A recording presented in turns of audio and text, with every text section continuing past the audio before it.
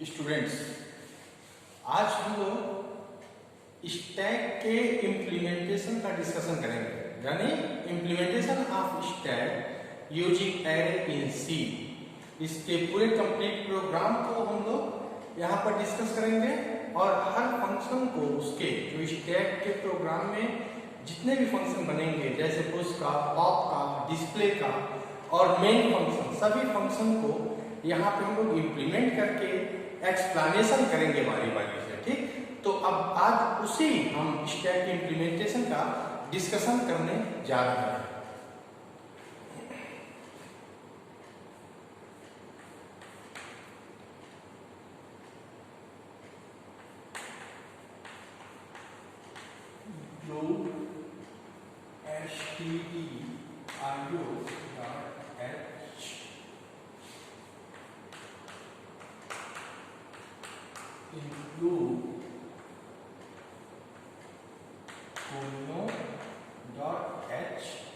Header files हो गया। एक एरे को डिफाइन किया जा रहा है, डिफाइन मैक्सिमम 5। एक एरे को बनाया गया जिसकी मैक्सिमम साइज 5 होगी। वो एरे किस तरीके से होगा? इन स्टैक मैक्स, क्योंकि एरे की मैक्सिमम साइज 5 है, तो उस जो एरे हमने बनाया वो एरे स्टैक टाइप का होगा और उस एरे में इंटीजर टाइप के वैल्यू आएंगे जिसकी मैक्सिमम साइज पहले ही हमने बता दिया है 5 है। अब आप स्टैक के कॉन्सेप्ट को जानते हैं। स्टैक में डेटा बुस्ट और टॉप एक ही एंड से होता है, जिसको टॉप कहते हैं। इनिशियली हम स्टैक को एम्प्टी रखेंगे, नहीं तो गार्बेज वैल्यू उसमें दिखेगी। फाइन, जब हम उसके एलिमेंट्स को डिस्प्ले करेंगे, अगर हमने स्टैक के टॉप को 0 से इनिशियलाइज नहीं किया है तो गार्बेज वैल्यू डिस्प्ले करने पे आएगी। तो इनिशियली हम क्या करते हैं, स्टैक के टॉप को इन टॉप इक्वल्स टू -1।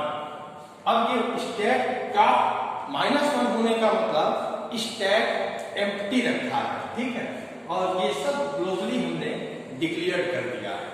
अब जो हम जानते हैं तीन फंक्शन की जो बात करते हैं, पुश, पॉप एंड डिस्प्ले, इन तीनों फंक्शन को बारी बारी से हम लोग डिफाइन करेंगे। उसके बाद अपने प्रोग्राम को आगे फर्दर डिस्कशन के लिए जाएंगे। तो सबसे पहले हम पुश फंक्शन की बात करेंगे। वॉइड पुश इन एलिमेंट, एक एलिमेंट नाम का वेरिएबल बना है जो इंटीजर टाइप का होगा। इंटीजर ऐसा क्यों? क्योंकि शुरू में ही मैंने बता दिया है कि हमारा जो स्टैक है वो इंटीजर टाइप का है, इस वजह से हमने इंटीजर टाइप का एक वेरिएबल बनाया है। हम उस ऑपरेशन की बात कर रहे हैं। तो first check the overflow condition. If top equals to max -1, top equals to max -1, ये प्रिंट कर देगा ओवरफ्लो कंडीशन को। Print F stack is overflow. Fine, अगर ये कंडीशन फॉल्स होती है तब एल्स के बाद हम चलेंगे। एल्स के बाद देखेंगे एक मैसेज यूजर को दिया जाएगा कि आप एलिमेंट स्टैक में एंटर करिए, क्योंकि ये कंडीशन फॉल्स हो गई है। अगर ये कंडीशन ट्रू होती तो हम यहीं से बाहर चले जाते, क्योंकि स्टैक में कोई भी जगह नहीं है। तो else printf enter the element, user उसको इनपुट करेगा scanf %d and element. Fine, यहां तक क्लियर है। इसके बाद अब हम क्या करेंगे, टॉप को इंक्रीमेंट देंगे। Top equals to top plus 1। Okay, इसके बाद अगर हम आए हम देखेंगे, इसके बाद देखेंगे इस लाइन के बाद अब स्टैक का top equal to top plus 1 हो रहा है, यानी इंक्रीमेंट हो रहा है। अब हम स्टैक के टॉप पे एलिमेंट रख पाएंगे, तो क्या होगा, stack top equals to element. Fine, ये फंक्शन हमारा पूरा होता है, यानी अगर हम उस फंक्शन को देखें तो ये उस फंक्शन का नाम है, वॉइड रिटर्न टाइप है, कोई भी इसको पैरामीटर वैल्यू पास नहीं हो रही है मेन से। तो हमने ये फंक्शन को लिखा है और आपको समझ में भी आ रहा होगा प्रिंटफ का ये कंडीशन आपको पता चल गई है। ये पार्ट, इस पार्ट पे है, अगर ये फॉल्स होता है तब ये लाइन चलना स्टार्ट होगा, यूजर से मैसेज दिया जा रहा है कि ओवरफ्लो कंडीशन में हमारा स्टैक नहीं है, अब आप एक एलिमेंट को पुश कर सकते हैं। अब यूजर एक इनपुट करेगा तो उसके बाद टॉप की पोजीशन को इंक्रीमेंट दिया जाएगा, top equals to top plus 1 हो रहा है, उसके बाद स्टैक के टॉप पे वो एलिमेंट प्लेस कर दिया जाएगा। ये हमारा हुआ पुश फंक्शन। अब हम बनाएंगे पॉप फंक्शन को, वॉइड पॉप, इसी तरीके से बिल्कुल इन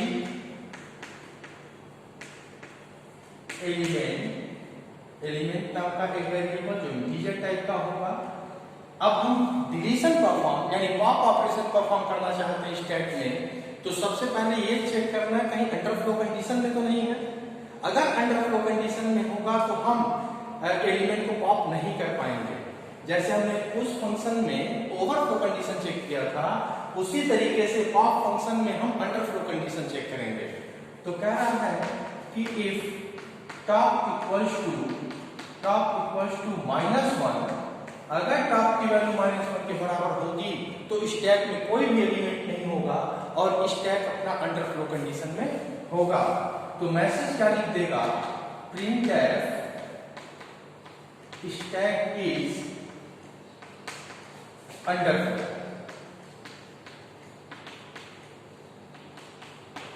फाइन, अब यहां पे आने के बाद ये कंडीशन को दिखने के बाद अगर ये कंडीशन फॉल्स होती है तो एल्स के बाद की लाइन चलनी स्टार्ट हो जाएगी।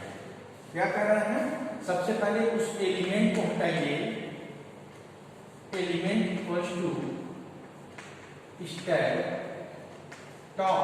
कह रहा है वो कौन सा एलिमेंट, जो एलिमेंट स्टैक के टॉप पर है वही हम एलिमेंट हटाते हैं।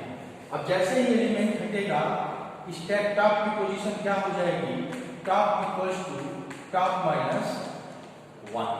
फाइन, अब हम देखें तो एक मैसेज प्रिंट कर देगा कि आपका एलिमेंट हट चुका है, प्रिंटफ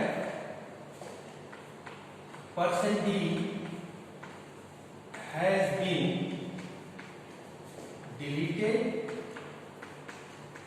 डिलीटेड क्या एलिमेंट। ठीक है, ये भी फंक्शन हमारा पूरा हो गया, पॉप फंक्शन भी पूरा हो गया। यहाँ पे अंडरफ्लो कंडीशन चेक की गई है क्योंकि हम एलिमेंट को पॉप करना चाहते हैं। ये कंडीशन अगर फॉल्स होगी तो ये लाइन चलना स्टार्ट होगा। सबसे पहले स्टैक के टॉप वाला एलिमेंट हटेगा, एलिमेंट हटने के बाद टॉप की पोजीशन डिक्रीमेंट कर जाएगी। जैसे ही होगा टॉप एक डिक्रीमेंट करेगा, हम मैसेज प्रिंट कर देंगे कि वो एलिमेंट हट चुका है और उसके बाद हमारा ये पॉप फंक्शन कंप्लीट हो जाएगा। ठीक है, यहाँ पे हम देख लिए ये प्रोग्राम का लगभग आधा हिस्सा हमारा कंप्लीट है। इसके बाद हम पुश और पॉप ऑपरेशन परफॉर्म करने के बाद हम एलिमेंट का डिस्प्ले करना चाहते हैं कि अब इतने पुश पॉप ऑपरेशन परफॉर्म हुए, अब हमारे स्टैक की स्टेटस क्या है, उस स्टैक में कितने एलिमेंट बचे हुए हैं। ठीक है, तो इस पार्ट को हम अब मिटा देते हैं और आप समझ पा रहे होंगे कि क्या हो रहा है। फाइन, यहाँ पे देख सकते हैं, या कहीं थोड़ा आगे, लेकिन यहाँ पे हम इसको मिटा दें।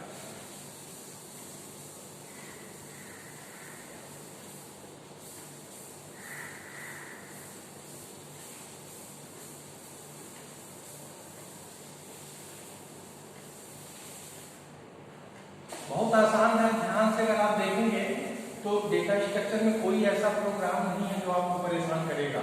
बस कॉन्सेप्ट जरूर बनना चाहिए, अगर वो बन जाएगा तो आपके लिए मुश्किल नहीं होगा।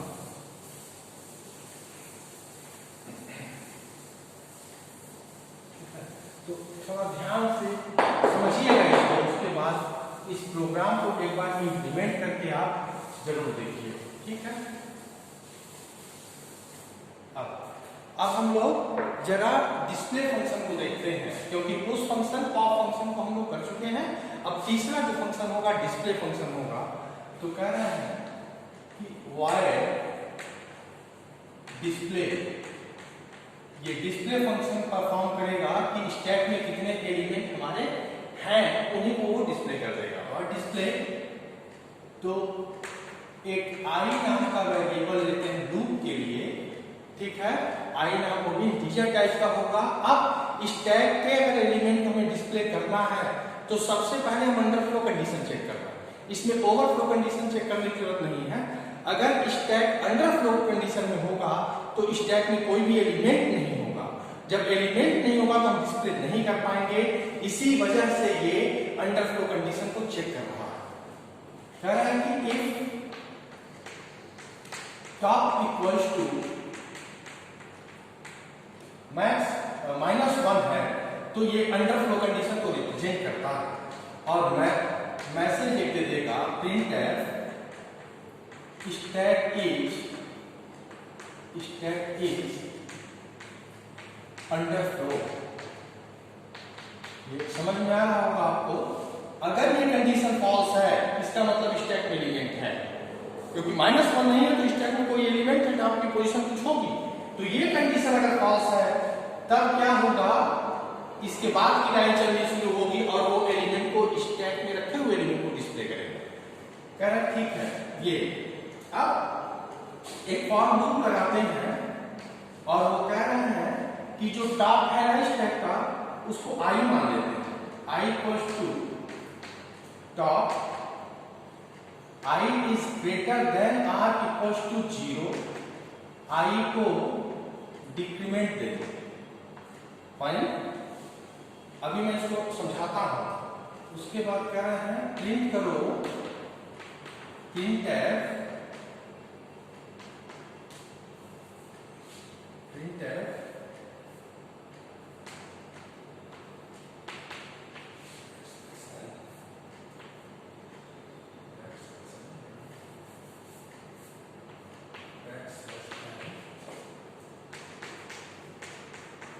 स्टैक आई, ठीक है। प्रिंट करता %d एंड स्टैक आई। अब इसको जरा समझते हैं हम लोग, इसको समझने की कोशिश करते हैं कि ये हमारा जो डिस्प्ले का फंक्शन वो काम कैसे करेगा। फाइन। अब आई एक वेरिएबल लिया है लूप के लिए। अगर टॉप की वैल्यू -1 के बराबर है तो हम क्या करेंगे, अंडरफ्लो कंडीशन में हम चले जाएंगे और उसके बाद अंडरफ्लो कंडीशन में जाने के बाद हम क्या करेंगे, अंडरफ्लो कंडीशन में चले गए हैं। अगर कंडीशन फॉल्स होगी तब ये लाइन चलना स्टार्ट हो जाएगा। फाइन। अब कह रहे हैं कि आई को हमने टॉप बना दिया। मान लीजिए एक हमारा स्टैक ये है, ठीक है।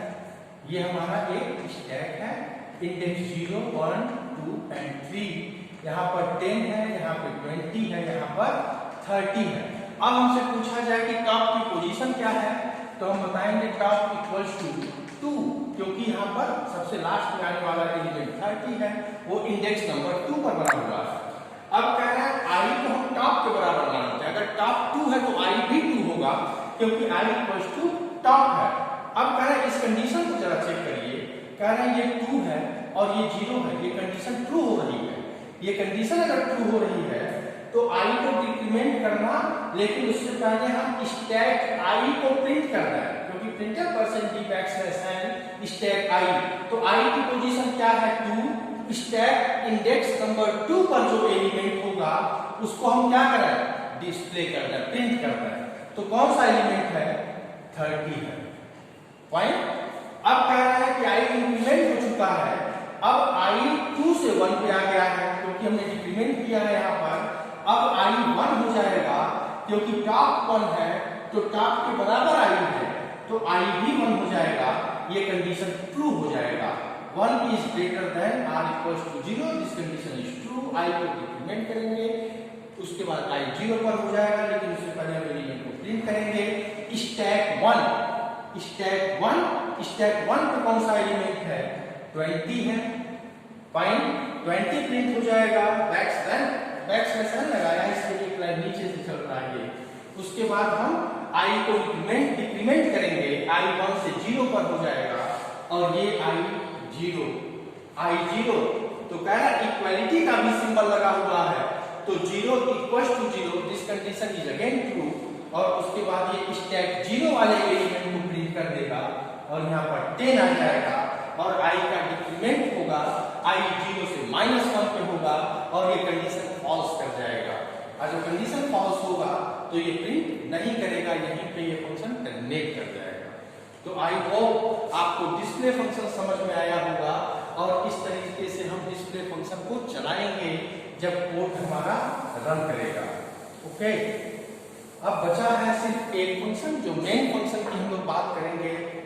मेन फंक्शन यही हमारे पूरे कोड में चलेगा, वॉइड मेन। ठीक है, कर रहे हैं एक चॉइस वेरिएबल लेते हैं, क्योंकि इसमें कई फंक्शन हैं, 1 पुश 2 पॉप 3 डिस्प्ले। तो कह रहे हैं एक चॉइस नाम का वेरिएबल लेंगे, जो यूजर का चॉइस होगा उसको उस टास्क को परफॉर्म किया जाएगा। उसके बाद डू वाइल का यहाँ पर यूज हम लोग करेंगे। अब कह रहे हैं कि मैसेज यूजर को क्या दिखा है, प्रिंट f 1, ठीक है, पुश \n, ठीक है,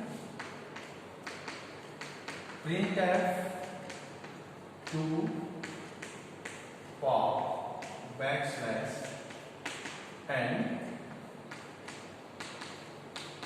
प्रिंट f 3 डिस्प्ले \n, उसके बाद प्रिंट f 4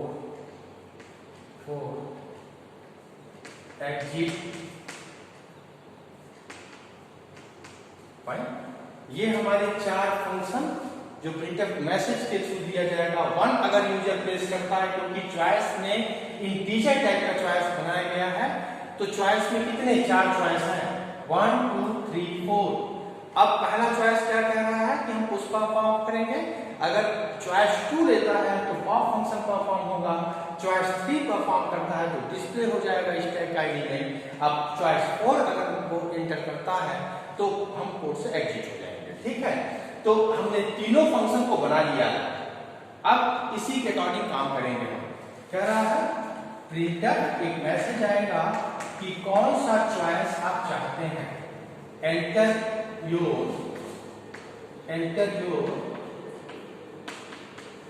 चॉइस। फाइन, अब यूजर इसको एंटर करेगा, स्कैन है %d एंड चॉइस। फाइन, ठीक है। अब चॉइस को हम स्विच भी कर सकते हैं कि हम 1 से हैं तो 1 से 2 पे चले जाएं, 2 से 3 पे चले जाएंगे, तो स्विच केस का यूज कर लेते हैं यहाँ पर, स्विच चॉइस। फाइन,